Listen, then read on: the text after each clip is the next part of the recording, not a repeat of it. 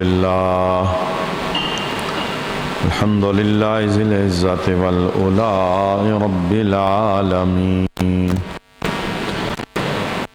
الصلاة والسلام على سيد الأنبياء والمرسلين والعاقبة للمتقين أما بعد فأعوذ بالله من الشيطان الرجيم بسم الله الرحمن الرحيم يا أيها الذين آمنوا كتب عليكم الصيام كما كتب على الذين من قبلكم لعلكم تتقون صدق الله مولانا العظيم إن الله وملائكته يصلون على النبي يا أيها الذين آمنوا صلوا عليه وسلموا تسليما اللهم صل على سيدنا ومولانا محمد وعلى آل سيدنا ومولانا محمد وبارك وسلم وصل عليه صلاة والسلام عليك يا سيدي يا رسول الله صلاة والسلام عليك يا سيدي يا حبيب الله صلاة والسلام عليك يا سيدي يا شفيع المسلمين وعلى آلك وأصحابك يا سيدي يا رحمة للعالمين بعد حمد و صلاة اللہ کی عزت و تقدیم جمیع احباب سے میری وقار آقا حضور رحمت عالم صلی اللہ تعالی علیہ وآلہ وسلم کی سیرت اقدس کے خوشبودار گوشے تفصیل کے ساتھ ہم سماعت کر رہے تھے ربیع الاول کی بابرکت ساتوں کے اندر ہماری گفتگو محبوب کریم علیہ السلام کی مدینہ شریف ہجرت کے بعد دوسرے سال پر تھی، یعنی ہجرت کا دوسرا سال، اس کے اندر کیا کیا احکام نازل ہوئے اس پر ہماری گفتگو جاری تھی۔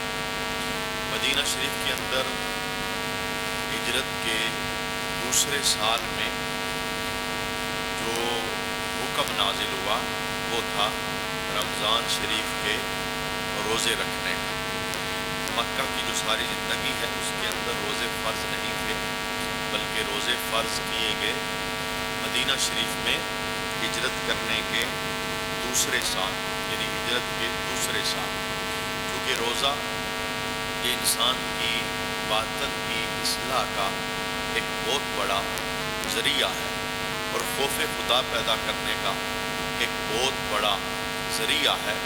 تو رب کائنات نے اپنے بندوں کے نام یہ پیغام محبوب کریم علیہ السلام کی زبان حق ترجمان سے جاری کیا کہ اے ایمان والو، فرض کیے گئے تم پر روزے جیسے فرض کیے گئے تھے ان لوگوں پر جو تم سے پہلے تھے، کہ کہیں تم پرہیزگار بن جاؤ، یعنی تقویٰ اور پرہیزگاری پانے کے لیے رمضان کے روزے فرض کیے گئے، اور ان کے فرض کرنے کا مقصد تھا کہ انسان کے باطن کی اصلاح ہو جائے، یعنی انسان کے اندر کی اصلاح ہو جائے اور انسان کے اندر خوف پیدا ہو اللہ کا، اور یہ پرہیزگار بنے اور تقویٰدار بنے۔ یہ جو روزوں کی فرضیت کا حکم ہے یہ ہجرت کے دوسرے سال کے اندر اللہ رب العالمین نے نازل فرمائے، کیونکہ جتنے بھی دین کے احکام ہیں یہ ایک دم سے سارے نازل نہیں ہوئے، بلکہ دین کے احکام اترنے میں 23 سال کا زمانہ لگا ہے، کیونکہ قرآن کے نزول کا جو زمانہ ہے وہ 23 برس ہے، تو قرآن ہی کے ذریعے احکام نازل ہو رہے تھے، تو احکام آہستہ آہستہ کر کے نازل ہوئے۔ یہی ہجرت کا دوسرا سال ہے جس کے اندر رب کائنات نے محبوب کریم علیہ الصلوۃ والسلام کے ذریعے امت پر صدقہ فطر کو واجب قرار دیا صاحب استطاعت لوگوں کے لیے، تاکہ معاشرے کے اندر جو کمزور لوگ ہیں اور جن کا گزارا مشکل سے ہوتا ہے، تو صاحب استطاعت لوگ ان کی مدد کریں۔ رمضان شریف کے اندر اس مدد کو صدقہ فطر کا نام دیا گیا۔ تو صدقہ فطر کا وجوب بھی وہ ہجرت کے دوسرے سال کے اندر وہ واجب کیا گیا۔ اور ایک تیسرا حکم بھی ہجرت کے دوسرے سال کے اندر وہ اللہ کی طرف سے مسلمانوں کے نام ہوا کہ باقاعدہ عید الفطر کی نماز ادا کرنی ہے۔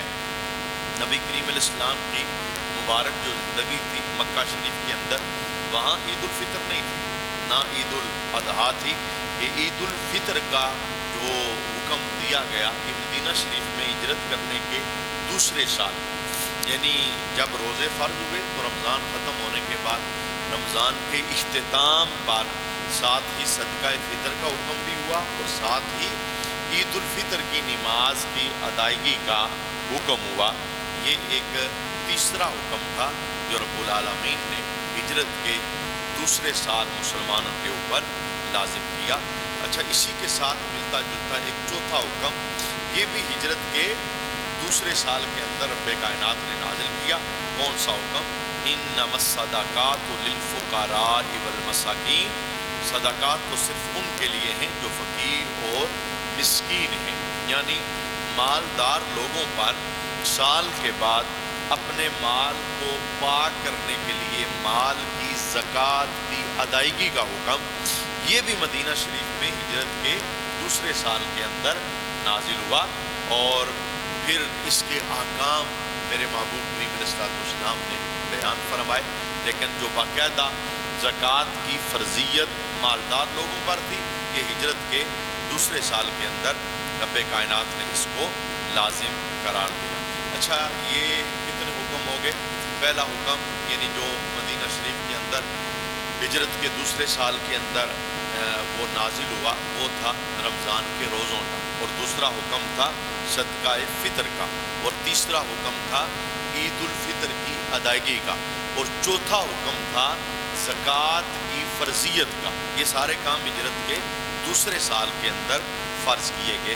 اور ایک پانچواں کام بھی ہجرت کے دوسرے سال کے اندر اس کا حکم نازل ہوا، وہ کام تھا قانون قصاص اور دیت، یعنی اگر کسی سے کوئی جرم ہو جاتا ہے تو اس جرم کی سزا جو اسلام نے بیان فرمائی، یہ باقاعدہ مدینہ شریف ہجرت کرنے کے بعد جو ہجرت کا دوسرا سال تھا اس کے اندر قانون قصاص کو بیان کیا گیا۔ ان الفاظ کے اندر رب کائنات نے بیان کیا کہ یا ایھا الذین آمنوا کتب علیکم القصاص فی القتل، اے ایمان والو فرض کیا گیا تم پر قصاص جو ناحق مارے جائیں، الحر بالحر، آزاد کے بدلے آزاد، والعبد بالعبد، غلام کے بدلے غلام، والانثى بالانثى، اور عورت کے بدلے عورت۔ یعنی یہ جو قصاص اور سزاؤں کا نظام ہے یہ ہجرت کے دوسرے سال اس کو فرض کیا گیا۔ اور اسلام کی حکمتوں پر قربان جائیں، اسلام نے جرموں پر جو سزائیں بیان کی ہیں اور جن سزاؤں کو لازم قرار دیا ہے وہ اس وقت مکمل طور پر دنیا کے کسی بھی کونے کے اندر وہ مکمل طور پر نافذ العمل نہیں ہے۔ اور آقا حضور رحمت عالم صلی اللہ علیہ وآلہ وسلم کے مبارک دور میں جیسے ہی دیت اور قصاص کا نظام یہ جاری ہوا، رسول اللہ نے ساتھ ہی اس کی باقاعدہ امپلیٹیشن بھی کی، اسے باقاعدہ نافذ بھی کر دیا۔ اور پھر سزاؤں کے متعلق جو آج کی جدید فکر ہے وہ کیا کہتی ہے کہ یہ بندوں پر ظلم ہے جو اسلام نے کیا ہے، یعنی قتل کے بدلے قتل کر دینا، بدکاری کی سزا، اگر شادی شدہ ہے تو رجم کرنا، گڑھا کھود کے پتھر مار مار کے اسے ہلاک کر دینا، شادی شدہ نہیں ہے تو پھر کوڑے مارنا، اسی طرح شرابی کی سزا، اسی طرح چور کی سزا ہاتھ کاٹنا، اسی طرح ڈاکہ ڈالنے والا چور اور ہوتا ہے، ڈاکو اور ہوتا ہے۔ ڈاکو وہ ہوتا ہے جو سرے عام مال لوٹتا ہے، رستہ روکتا ہے اور دہشت پھیلاتا ہے، اور چور وہ ہوتا ہے جو چھپ کے مال لیتا ہے۔ تو جو ڈاکہ ڈالنے والا ہے اس کی سزا جو مذہب نے بیان فرمائی کہ اسے چوک کے اندر لٹکایا جائے گا اور سولی دی جائے گی، اور اسے اس کی ناف کے بل تیر نما ایک چیز کے اوپر لٹکا کر اور پھر اسے گما دیا جائے گا اور اس کی آنتیں کٹ جائیں گی، اور 3 دن تک اس کی لاش چوک کے اندر لٹکی رہے گی۔ یعنی یہ سزا اس لیے دی گئی کہ وہ مسلمانوں کے اندر دہشت پھیلاتا ہے، ڈاکہ مارتا ہے، مسلمانوں کو خوف زدہ کرتا ہے۔ مجھے بتائیں، جس ملک کے اندر ہم رہ رہے ہیں یہاں سزائیں نہیں ہیں، یعنی قتل کر کے بھی لوگ باہر آ جاتے ہیں پیسے دے کر، یعنی ہر جگہ پر پیسہ چل رہا ہے اور پیسے کا بول بالا ہے۔ جرم کرنے کے بعد بندے پیسہ دے کر آزاد ہو جاتے ہیں۔ اسلامی سزاؤں کو عدالتوں کے اندر اس وقت بھی نافذ نہیں کیا جا سکا۔ چور کی سزا ہاتھ کاٹنا ہے، یہ یہاں پر نہیں ہے۔ اب چور کو پتا ہے میرا ہاتھ نہیں کاٹا جائے گا، وہ پھر بار بار چوری کرے گا۔ ڈاکو کو پتا ہے میں پکڑا بھی گیا تو مجھے کوئی نکالنے والا آئے گا، نکال کے لے جائے گا۔ میں نے کون سا قتل کیا ہے تو پھر وہ بار بار ڈاکہ ڈالتا ہے۔ میرے محبوب کریم علیہ السلام کے سینے پر رب نے حکمت بیان فرمائی کہ یہ جو ہم نے قصاص مسلمانوں پر لازم کیا ہے، دیت کو لازم کیا ہے، سزاؤں کا نفاذ کیا ہے، اس میں حکمت کیا ہے؟ رب ارشاد فرماتا ہے وَلَكُمْ فِي الْقِصَاصِ حَيَاتٌ يَا أُولِي الْأَلْبَابِ لَعَلَّكُمْ تَتَّقُونَ، اور تمہارے لیے قصاص میں زندگی ہے اے عقل مندو۔ قصاص میں تمہارے لیے زندگی ہے۔ معنی کیا تھا؟ ایک چور چوری کر رہا ہے تو اس کا ہاتھ جو کٹ رہا ہے، فرمایا تمہارے لیے زندگی ہے۔ ایک بدکار بدکاری کر رہا ہے، اسے جو سنگسار کیا جا رہا ہے، فرمایا تمہارے لیے زندگی ہے۔ یہ زندگی کیسی زندگی ہے؟ کہا یہ زندگی ایسی زندگی ہے جب ایک چور کا ہاتھ کٹے گا پورا علاقہ ویسے ہی امن میں آ جائے گا اور دوبارہ کبھی کوئی جرت نہیں کرے گا چوری کرنے کی۔ مال سامنے بھی پڑا ہوگا وہ اسے ہاتھ نہیں لگائے گا۔ اور جب ایک بدکار کو سرے عام سزا دی جائے گی اور پتھروں سے سنگسار کیا جائے گا، بدکاری کے اڈے سارے ویران ہو جائیں گے، اور ایک شرابی کو کوڑے لگائے جائیں گے، کوئی شراب کے قریب جانے کی کوشش نہیں کرے گا، اور ایک قاتل کو اسی وقت گواہ پورے کر کے جب چوک کے اندر اس کی گردن کو اڑا دیا جائے گا تو کوئی کسی کی زندگی کے ساتھ کھیلنے کی کوشش نہیں کرے گا۔ تو قرآن نے حکمتوں کو بیان فرمایا کہ ہم نے تمہارے اوپر ظلم نہیں کیا ہے، سزاؤں کا جو نفاذ ہے، قصاص کا جو نظام ہے، اس میں تمہارے لیے زندگی ہے۔ یعنی رب کی مان کر سزاؤں کو نافذ کرو گے، رب تمہارے معاشرے میں امن کو پیدا فرما دے گا۔ یہ رسول اللہ کی ہر ادا کے اندر سکون ہے، ہر ادا کے اندر امن ہے۔ تو یہ جو باقاعدہ قصاص کا نظام تھا اور دیت کا نظام تھا، اس کو بھی ہجرت کے دوسرے سال کے اندر نافذ کیا گیا۔ یہ 5واں کام ہے جو ہجرت کے دوسرے سال کے اندر جس کا نفاذ ہوا۔ ایک چھٹا کام بھی ہوا ہجرت کے دوسرے سال۔ مسلمان جب مکہ شریف سے مدینہ رسول اللہ صلی اللہ علیہ وآلہ وسلم کی معیت کے اندر ہجرت کر کے پہنچے تو وہاں رہنے والے یہودی وہ نماز پڑھتے تھے، لیکن وہ نماز پڑھتے تھے اپنا چہرہ بیت المقدس کی طرف کر کے۔ تو ابتدا میں مسلمانوں نے بھی ایسا ہی کیا، یعنی مسلمانوں نے 17 مہینے تک، ہجرت کا پہلا مکمل سال اور دوسرا جو ہجرت کا سال تھا اس کے 7 مہینے، 17 مہینے تک مکمل مسلمانوں نے مدینہ شریف کے اندر جو نمازیں پڑھی وہ بیت المقدس کی طرف منہ کر کے ادا کی۔ یعنی جو قبلہ اس وقت یہودیوں کا تھا وہی قبلہ مسلمانوں نے استعمال کیا۔ اب مدینے کے ماحول کے اندر یہ دبی دبی آوازیں آنے لگی کہ اگر مسلمان سچے ہیں تو پھر قبلہ ہمارا کیوں استعمال کرتے ہیں، یہ قبلہ اپنا کیوں نہیں بنا لیتے؟ تو پتہ چلا سچے ہم ہیں اور نجات والے ہم ہیں، کیونکہ مسلمانوں کا نبی بھی قبلہ ہمارا استعمال کر رہا ہے۔ تو رسول اللہ صلی اللہ علیہ وسلم کے دل میں شروع سے یہ تمنا تھی اور یہ آرزو تھی کہ اگر رب مجھے اجازت عطا فرمائے تو میں بیت اللہ کو اپنا قبلہ بنانا چاہتا ہوں۔ تو یہ ہجرت کا دوسرا سال تھا، تقریباً دوسرے سال کے 7 مہینے گزر چکے تھے۔ ایک قبیلہ ہے، قبیلہ بنی سلمہ، اس کے ایک گھر کے اندر حضرت بشر کی والدہ کی دعوت پر رسول اللہ صلی اللہ علیہ وسلم تشریف لے کے گئے۔ اچھا، یہ جو قبیلہ ہے یہ کہاں پہ ہے؟ جو لوگ حج کے لیے اور عمرے کے لیے گئے اور انہوں نے مسجد قبلتین کی زیارت کی۔ یہ جو مسجد قبلتین بنی ہے یہ اس قبیلے کے محلے کے اندر بنی ہوئی ہے۔ تو رسول اللہ صلی اللہ علیہ وسلم مسجد نبی سے وہاں پر بشر کی والدہ کی دعوت پر تشریف لے کے گئے۔ تو دن کا کھانا تیار کیا گیا، تو آقا حضور رحمت عالم صلی اللہ علیہ وآلہ وسلم نے کھانا تناول کیا، اور کھانا کھانے کے بعد آقا حضور نے نماز ظہر کی ادائیگی کے لیے وہ جو قریب کی مسجد تھی جس کا نام اب مسجد قبلتین بن گیا، پہلے اس کا نام مسجد قبلتین نہیں تھا، تو اس محلے کے اندر رسول اللہ صلی اللہ علیہ وسلم نے ظہر کی نماز پڑھی۔ چونکہ یہ آوازیں وہاں بھی بلند ہو رہی تھی کہ مسلمان اب نماز پڑھتے ہیں لیکن قبلہ ہمارا استعمال کرتے ہیں، اگر یہ سچے ہیں تو قبلہ اپنا کیوں نہیں بنا لیتے؟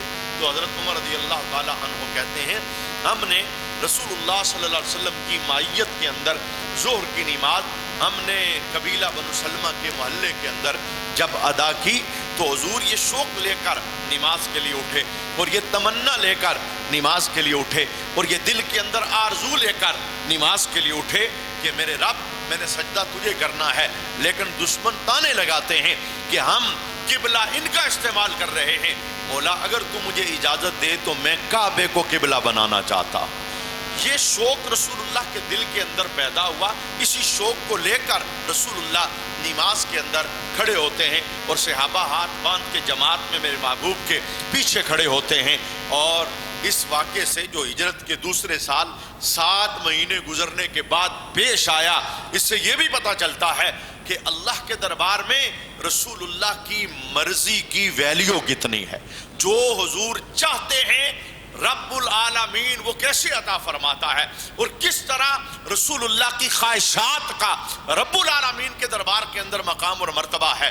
اچھا، میرے محبوب کے دل میں آج یہ شوق جس وقت اٹھا اور مچلنے لگا، تو اس شوق کی کیفیت کو صحابہ نے بیان کیا، کیونکہ صحابہ جب نماز میں میرے محبوب کریم علیہ السلام کے پیچھے کھڑے ہوتے تھے، کہاں یہ باطل فکر ہے جو یہ کہتی ہے کہ نماز میں رسول اللہ کا خیال آ جائے تو نماز ٹوٹ جاتی ہے، اور کہاں صحابہ عظیم لوگ وہ کہتے تھے ہماری نماز تو تب تک ہوتی نہیں جب تک نماز میں ہم مصطفیٰ کا چہرہ نہ دیکھ لیں۔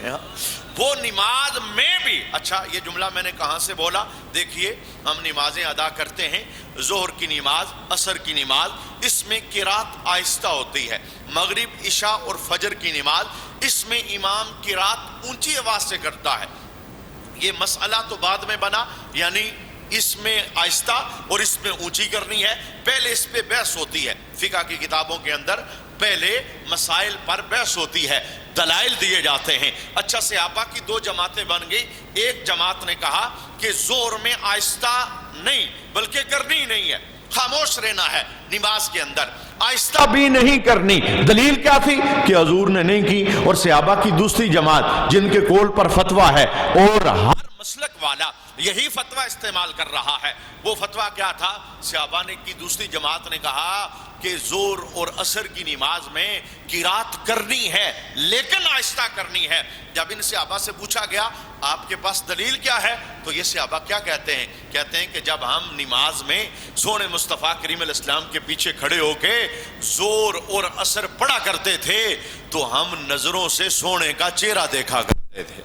جب ہم چہرہ دیکھتے تو ہمیں حضور کی داڑھی مبارک ہلتی نظر آتی، داڑھی کا ہلنا دلیل تھا ہونٹ ہل رہے ہیں، ہونٹوں کی حرکت دلیل تھی مصطفیٰ تلاوت فرما رہے ہیں، آواز نہیں آ رہی لیکن رسول اللہ اپنی زبان سے قرات کر رہے ہیں اور آہستہ کر رہے ہیں۔ مانا کیا تھا؟ یہ کتنے اونچے لوگ تھے کہ نماز میں بھی مصطفیٰ کے چہرے کا دیدار کیا کرتے تھے۔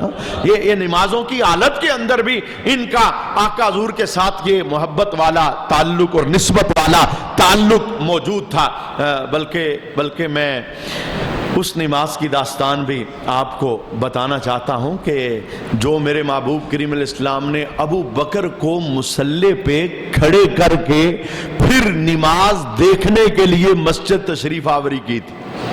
حضور رحمت عالم کی زندگی کا جو آخری مرحلہ تھا، میرے محبوب کریم علیہ السلام نے حکم دیا نماز کا وقت ہو گیا ہے، ابو بکر کو کہو مصلی کے اوپر کھڑا ہو جائے اور لوگوں کو نماز پڑھائے. حالانکہ آقا حضور رحمت عالم نبی کل ہیں، آنے والے حالات سے باخبر ہیں، ہر چیز کا علم رب نے رسول اللہ صلی اللہ علیہ وسلم کو عطا فرمایا ہے. وہ باطل فکر جو یہ کہتی ہے کہ محبوب کریم علیہ السلام نے مولا علی کو مصلی پہ کھڑا کرنا تھا، ابو بکر جا کے کھڑے ہو گئے. جناب ابو بکر خود نہیں کھڑے ہوئے، انہوں نے عرض کی تھی اپنی بیٹی سے کہ میرا دل ایسا نہیں ہے، میں بڑا نرم دل رکھنے والا ہوں، میں سونے کے مصلی پر نہیں کھڑا ہو سکتا. لیکن محبوب نے بار بار کہا ابو بکر ہی کھڑا ہوگا، ابو بکر ہی کھڑا ہوگا. کیوں؟ وجہ کیا تھی؟ محبوب جانتے تھے کہ میرے بعد جو امت کو سنبھالا دے گا اسے ابو بکر صدیق کہا جاتا ہے. یہی وجہ ہے جب آقا حضور رحمت عالم کا وصال ہوتا ہے، جید صحابہ، بڑے بڑے صحابہ ہوش حواس اپنے کھو بیٹھے تھے، اور حضرت عمر جیسا بندہ وہ مدینہ شریف کے اندر ننگی تلوار لے کے چل کے اعلان کر رہا تھا. اگر کسی نے کہا کہ رسول اللہ دنیا سے چلے گئے، عمر اس کی گردن کاٹ دے گا. اور اس موقع پر جس لائق بندے نے امت کی کشتی کو سہارا دے کر انہیں اسلام کے ساتھ وابستہ رکھ کے رسول اللہ کی تعلیمات پہ گامزن کیا ہے، یہ وہی بندہ تھا جسے زندگی میں حضور مصلی پہ کھڑا کر کے کہتے ہیں، اور جسے رسول اللہ نے زندگی میں مصلی پہ کھڑا کیا ہے. مولا علی نے انہی کے پیچھے نمازیں ادا فرمائی ہیں، انہی کے ہاتھ میں اپنا ہاتھ دیا ہے. تو جسے مولا علی اپنا امام کہتے ہیں اسے ہر عاشق اپنا امام کہتا ہے. بارکیف یہ ایک اور عنوان ہے. میں وہ محبت والی نماز بتانا چاہتا ہوں، یعنی نماز میں صحابہ کا رویہ کیا تھا اور طرز عمل کیا تھا. جب آقا حضور رحمت عالم نے اپنے حجرہ ناز کا پردہ اٹھا کے دیکھا، ابو بکر مصلی پہ ہیں، نماز پڑھا رہے ہیں، تو میرے محبوب کریم علیہ السلام کی تمنا ہوئی کیوں نہ میں بھی جا کے نماز پڑھوں. میرا ابو بکر مصلی پہ کھڑا ہے، میں نے خود کھڑا کیا ہے، میں بھی جاؤں مسجد کے اندر اور مور لگا دوں کہ ابو بکر کو میں مصلی پہ کھڑا کر کے جا رہا ہوں، کوئی پیچھے نہیں کرے گا. قیامت تک کے لیے اس مصلی کا پہلا وارث وہ میرا ابو بکر ہوگا. لیکن وہ منظر کتنا خوبصورت منظر تھا جب صفوں کو چیرتے ہوئے میرے مصطفیٰ کریم صلی اللہ علیہ وآلہ وسلم مسجد میں داخل ہو رہے تھے، اور صحابہ بلند آواز کے ساتھ وہ آوازیں لگا رہے تھے کہ ابو بکر دیکھنا اس مصلی کا اصلی وارث آ گیا ہے. اور جب ابو بکر کی توجہ ہوئی، اعلیٰ نماز شروع ہو چکی ہے، آپ امامت کروا رہے ہیں، صحابہ پیچھے اس وقت موجود ہیں، تو ابو بکر نے کیا کیا؟ ابو بکر مزید پیچھے آگے اور میرے محبوب آگے کھڑے ہوئے. اور وہ کتنی سونی نماز تھی جس نماز کے اندر پورا جو مسجد نبوی کا مجمع تھا ان کی توجہ آمینہ کے لال کی اس آخری نماز کی طرف چلی گئی. اور نماز کتنی سونی تھی، رسول اللہ صلی اللہ علیہ وسلم آگے کھڑے ہوئے اور حضرت ابو بکر حضور کے پیچھے تھے، اور ساری نماز کا جو مجمع تھا وہ ابو بکر کے پیچھے نماز ادا فرما رہا تھا. یہ ایک خوبصورت نماز کا میں نے بتا کہ صحابہ کا یہ طرز عمل تھا کہ وہ نماز میں بھی اپنا محبت والا تعلق وہ رسول اللہ کے ساتھ قائم رکھتے تھے. بلکہ نماز تو نماز ہے، نماز کے علاوہ صحابہ کی زندگی کا معمول یہ تھا جب وہ در مصطفیٰ پہ حاضر ہو جاتے وہ ارد گرد نہیں دیکھتے تھے، ہر وقت نظر مصطفیٰ کے چہرے کا طواف کرتے رہتے تھے. یہ کتنے بڑے عاشق لوگ تھے، ایک لمحے کے لیے بھی نظر مصطفیٰ کریم کے چہرے سے نہیں ہٹا. یہی وجہ ہے جس صحابی نے نا بخاری شریف کی اس حدیث کو روایت کیا ہے کہ جمعے کے اجتماع کے اندر جس وقت صحابہ کا مجمع لگا تھا، پچھلی صف سے ایک بندہ کھڑا ہوا، اس نے کہا ہلاکو یا رسول اللہ، حضور ہم ہلاک ہو گئے. دوران خطبہ ہی میرے محبوب نے پوچھا بھئی تمہیں کیا ہوا؟ عرض کرتا ہے یا رسول اللہ پانی کا ایک قطرہ زمین پہ نہیں آ رہا، جانور، پرندے، درندے، انسان سب پریشان ہیں، اور زمین نے خشک سالی کی چادر پہنی ہوئی ہے. آپ کے دربار میں یہ التجا کرتا ہوں جمعہ کے اندر، آپ دعا کریں رب بارش عطا فرما دیں. ہاں دعائیں تو اللہ قبول فرمانے والا ہے، لیکن صحابہ کا عقیدہ کتنا پختہ تھا. ہمارے پاس دعاؤں کی قبولیت کی سند جو موجود ہے، ہم مانگیں گے، رب کی مرضی ہے، چاہے تو دے دے، چاہے تو انکار کر دے، لیکن ہمارے پاس وہ سند موجود ہے، یہ جب ہاتھ اٹھاتے ہیں رب فوراً عطا فرما دیتا ہے. ادھر ہی میرے محبوب نے یہ بھی نہیں کہا اچھا میرے غلام تو نے بارش کا کہا ہے تو پھر تھوڑا انتظار کر لے، ذرا جمعہ ختم ہو جائے، جماعت قائم ہو جائے، میرے پاس جبریل آ جائیں، میں ذرا اللہ کی مرضی تو پوچھوں وہ کب بارش دینا چاہتا ہے، کب برسانا چاہتا ہے. کیونکہ بارش کون برساتا ہے؟ اللہ. اللہ کے حکم سے زمین پہ بارش قائم ہوتی ہے، ایک قطرہ بھی رب کے حکم کے بغیر زمین پہ نہیں آتا. لیکن محبوب کو پتا تھا کہ میرا تعلق رب کے ساتھ کیسا ہے. ادھر ہی منبر کے اوپر کھڑے کھڑے میرے مصطفیٰ نے دعا کے لیے ہاتھ اٹھائے. ابو بکر صدیق نقشہ بیان کرتے ہیں، کہتے ہیں جب دستے مصطفیٰ دعا کے لیے بلند ہوئے نا، رب نے اسی وقت چھما چھم رحمت کی بارش عطا فرما دیا. دیر ذرا برابر نہ ہوئی. کہاں جب ہم آئے تھے خشکسانی تھی، دھوپ نکلی تھی، مسجد سے نکلے تو ہر طرف بارش ہی بارش. یہ زبان مصطفیٰ ہے. اچھا پورا ہفتہ لگاتار بارش ہوتی رہی. اور آپ کو پتا انسانی طبیعت کا کہ انسان پہلے مانگتا ہے اور پھر تھک جاتا ہے، وہی طبیعت وہاں بھی موجود تھی. جب اگلا جمعہ آیا، رب کے محبوب نے پھر خطبے کے لیے منبر پر قدم رکھا تو ایک بندہ پھر اٹھا. عرض کیا کرتا ہے؟ اس کے عرض کرنے کا مدعا اور خلاصہ کیا تھا؟ عرض کرتا ہے سونیا ہم تو اب تھک گئے ہیں، رات سوتے ہیں تو پانی مکانوں کے اندر آ جاتا ہے، ہمارا تو سونا مشکل ہو گیا. محبوبہ لے کر دی تھی، اب بند بھی کروا دیں. کیونکہ انہیں پتا تھا جو لے کے دے سکتا ہے وہ بند بھی کروا سکتا ہے. اب بھی میرے محبوب نے یہ نہ کہا اچھا جمعہ ختم ہونے دو بعد میں دیکھ لیں گے. میں پوچھتا ہوں بارش کب رکے گی؟ حدیث کے لفظ کیا ہے؟ منبر پہ کھڑے کھڑے میرے محبوب نے ہاتھ اٹھائے اور دعا کے خوبصورت لفظ کیا تھے؟ اللہم حوالینا ولا علینا. مولا ہم پر تو نہ برسے پر ہمارے اردا گرد برستی رہے.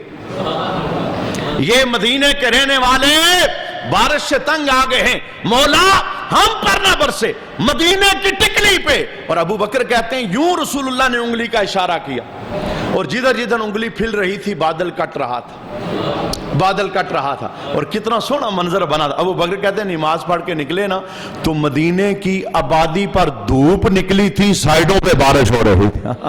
اچھا یہ تو حضور کے معجزات ہیں اور ان کا ظہور ہوتا ہی رہتا ہے. اور آقا حضور رحمت عالم کے معجزات کو سن کر عاشق اپنے سینے ٹھنڈے کرتے رہتے ہیں. لیکن میں جو جملہ بولنا چاہتا ہوں کہ صحابہ کی محبت کا طرز عمل کیا تھا. حضرت انس اس حدیث کے راوی ہیں. ایک بندہ حضرت انس سے سوال کرتا ہے جب آپ حدیث کو روایت کرتے ہیں. وہ بندہ پوچھتا ہے انس یہ بتاؤ کہ پہلے جمعے جو بندہ کھڑا ہوا تھا جس نے کہا تھا کہ حضور دعا کریں بارش ہو جائے، یہ دوسرے جمعے بندہ وہی تھا یا بندہ بدلا تھا؟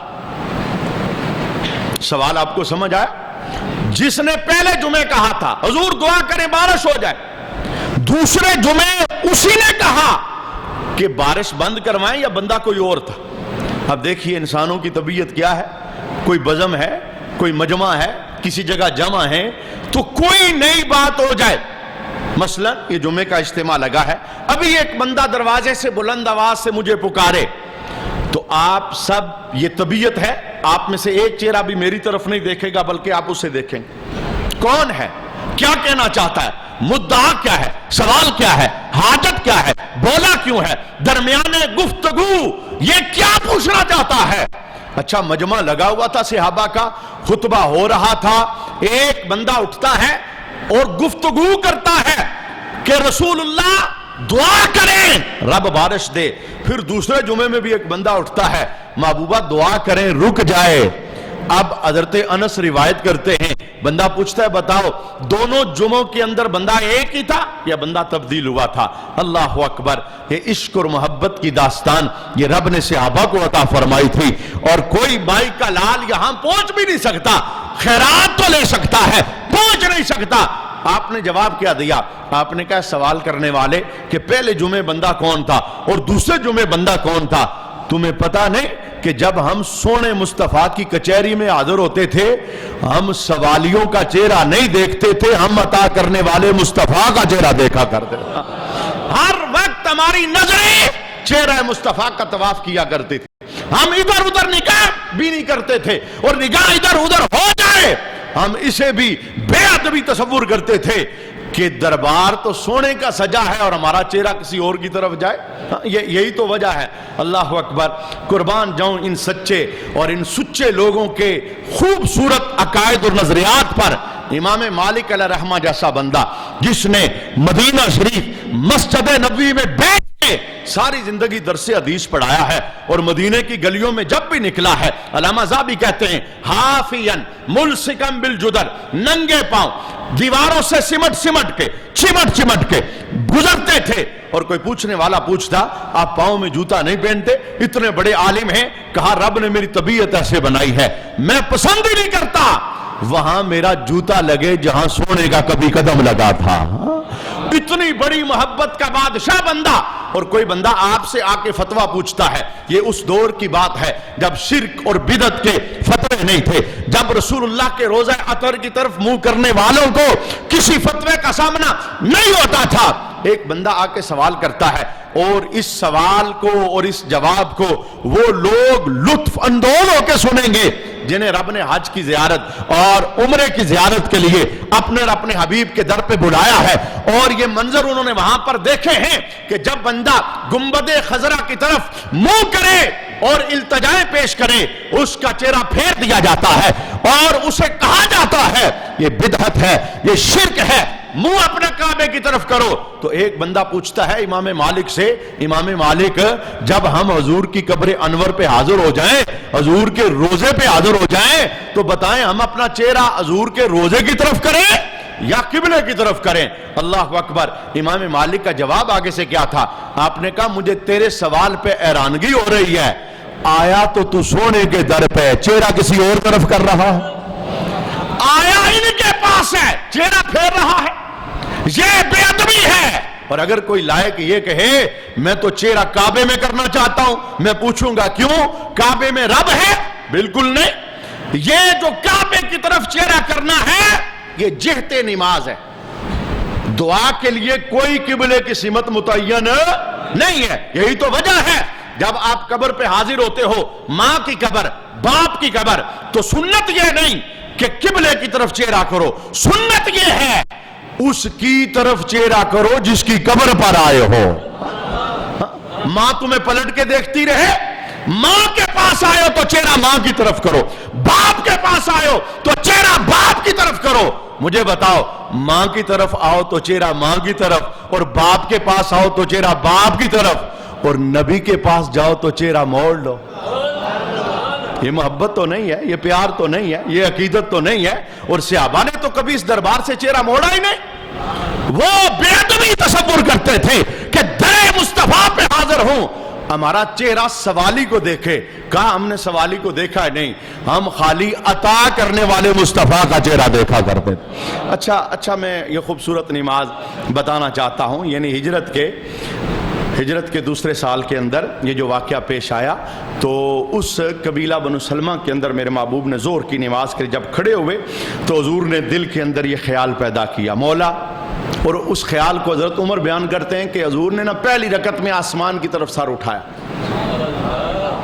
اعلیٰ حضور کبھی اس طرح نہیں کرتے تھے، نگاہ پاک نیچے رہتی تھی، لیکن آج ایک عظیم مقصد تھا، آسمان کی طرف سر۔ اور جیسے ہی سونے نے سارا آسمان کی طرف کیا نا، اپنا چہرہ آسمان کی طرف، تو رب نے وہی تصویر قرآن میں بیان فرما دیا، قد نرا تقلب وجہک فی السماء۔ محبوبہ جو بار بار آپ چہرہ آسمان کی طرف اٹھا رہے تھے نا، ہم بھی آپ کو دیکھ رہے تھے، آپ ہماری نگاہ سے باہر، ہم آپ کو دیکھ رہے تھے۔ آپ کا بار بار اٹھنا چہرے کا نماز میں ہماری نگاہ میں تھا۔ پہلی رکعت یوں ہی، دوسری رکعت یوں ہی۔ حضرت عمر کہتے ہیں جب سونا تیسری رکعت کے لیے اٹھا نا، تو جبریل سپیشلی نماز ہی میں پیغام لے کے آگے۔ پیغام کیا تھا؟ فَلَنُوَلِّيَنَّكَ قِبْلَةً تَرْضَاهَا، سونیا چہرہ ادھر پھیر جدھر تیری مرضی ہے۔ وہ شوق تیرے دل میں اٹھا ہے کہ ہم قبلہ اپنا بنانا چاہتے ہیں، تو ہم کعبے کا ذکر نہیں کرتے. فَلَا نُوَلِّيَنَّكَ قِبْلَةً تَرْضَاهَا. ہم تیرے دل کی مرضی کا ذکر کرتے ہیں, تیرے دل کے ارادے کا ذکر کرتے ہیں. جدھر ارادہ ہے نماز میں چہرہ ادھر پھیر, ہم قیامت تک اسی کو قبلہ بناتے ہیں. اور صحابہ کہتے ہیں اللہ اکبر, کتنے خوش نصیب اس مسجد کے نمازی تھے. کہتے ہیں 2 رکعتیں ہم نے بیت المقدس کی طرف منہ کر کے پڑھی. یہ بالکل اپوزٹ ہے, بالکل یوں سمجھ لیں یہ بیت المقدس ہے, یہ قبلہ ہے. ادھر کھڑے ہو کر نماز, چہرہ کر کے نماز ہو رہی تھی. 2 رکعتیں جبریل آئے نا حکم لے کے, تو میرے سونے نے ایسا نہیں کیا. چونکہ رب میری مرضی دیکھنا چاہتا ہے تو میں نماز کے بعد یا اگلی نماز میں نہیں دکھاؤں گا, میں غلاموں کو بتاؤں گا دیکھو رب کے دربار میں میری مرضی کا مقام اور مرتبہ کیا ہے. اسی حالت کے اندر میرے محبوب نے اپنا چہرہ پھیر لیا. اور صحابہ کہتے ہیں چونکہ کچھ عورتیں بھی پیچھے کھڑی تھی نماز کے اندر, کہا عورتوں والی جگہ پہ مرد آ گئے, مردوں والی جگہ پہ, یعنی پورے ہی گھوم گئے, چہرہ پورا تبدیل ہو گیا. اور کتنے اونچے عاشق تھے. ایک بندے نے بھی نہیں کہا حضور بھول تو نہیں گئے, چونکہ جبریل کی آواز کسی کو آئی, وہ تو نماز تھی, کسی ایک نے نہیں کہا محبوب بھول تو نہیں گئے. سونا جدھر جدھر مڑتا تھا غلام مڑتے چلے جاتے تھے. کیونکہ غلاموں کا مشن یہ ہوتا ہے, وہ کیوں کیسے چونکہ چنانچہ یہ سوال نہیں کرتے, وہ دیکھتے ہیں سونا کدھر جاتا ہے, نظر جھکا کے ادھر جانا شروع ہو جاتے ہیں. اور اس سے دلچسپ منظر آپ کو بتاؤں, ایک صحابی ہیں عباد بن بشر, کہتے ہیں کہ زور کی نماز میں نے اس محلے میں پڑھی نا, تو مجھے ایک کام پڑ گیا, تو میں انصار کے محلے کے اندر گیا تو وہاں عصر کا ٹائم ہوا, تو میں نے دیکھا کہ وہاں جماعت ہو رہی ہے عصر کا ٹائم. اس وقت لوگ آلتے رکوع میں تھے, امام نماز پڑھا رہا تھا, چونکہ فون تو نہیں تھا نا, ٹیلی کمیونیکیشن کا کوئی نظام نہیں کہ سب کو پتہ لگ جائے قبلہ بدل گیا ہے, یہ ابھی ابھی تازہ حکم آیا. زور کی نماز کہتے ہیں میں نے وہاں پہ پڑھی. میں دوسرے محلے میں گیا, عصر ہو رہی تھی, بیت المقدس کی طرف منہ کر کے امام پڑھا رہا تھا, رکوع میں گئے, میں نے انہیں دیکھا نا رکوع میں نے دروازے پہ کھڑے ہو کے کہا اشہد باللہ صلیت مع رسول اللہ قبل البیت فاستداروا. اے نمازیو میں شہادت دیتا ہوں, زور پڑھ کے آیا ہوں, آج سونے نہ چہرہ اپنا قبلے کی طرف کیا ہوا تھا. اور وہ نمازی بھی کتنے عاشق تھے, یہ نہیں کہتے اچھا بھائی یہ تو نماز کمپلیٹ ہونے دو, اگلی ادھر کر لیں گے, تحقیق کریں گے, پوچھیں گے. اللہ اکبر. جیسے اس صحابی نے کہا نا, سب نمازیوں نے رکوع ہی سے اپنا چہرہ قبلے کی طرف پھیر لیا. اور ایک اور صحابی ہیں حضرت رافع بن خدیج, کہتے ہیں ہم محلہ بنی اشل میں نماز پڑھ رہے تھے, ایک بندہ آیا, ہم جماعت میں تھے, تو پیچھے سے ایک بندہ آیا, تو اس نے کیا کہا, اس نے کہا بھائی تم بیت المقدس کی طرف منہ کر کے نماز پڑھ رہے ہو, آج ہم نے سونے کے ساتھ کعبے کی طرف منہ کر کے نماز پڑھی ہے. تو حضرت رافع بن خدیج کہتے ہیں ہمارے امام نے ذرا بھی توقف نہیں کیا, سننے کی دیر تھی فوراً منہ اپنا قبلے کی طرف کر لیا. یہ عاشقوں کی جماعت تھی اور یہ محبت والوں کی جماعت تھی. اور عشق اور محبت کے لیے کسی جگہ پر لکھا ہونا ضروری, یہ دل پہ لکھا ہوتا ہے, یہ اندر کا ایک فتویٰ ہوتا ہے جو اندر کا مفتی انسان کو دیتا ہے. اللہ اسی محبت پر ہمیں قائم اور دائم فرمائے.